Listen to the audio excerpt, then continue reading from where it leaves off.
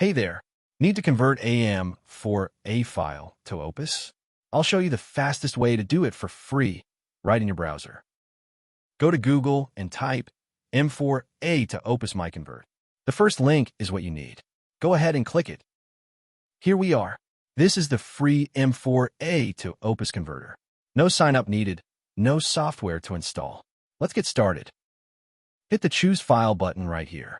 Find your M4A file on your computer, select it, and press Open. Perfect. Your file is ready to go. Check the details if you want, then just click Convert Now. Super simple. And it's converting now. See how fast that is? Just a couple of seconds and you're done. Boom. Conversion complete. Hit that download button and your OPUS file will be saved instantly. Easy, right?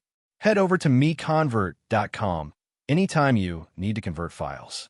Don't forget to subscribe. See you next time.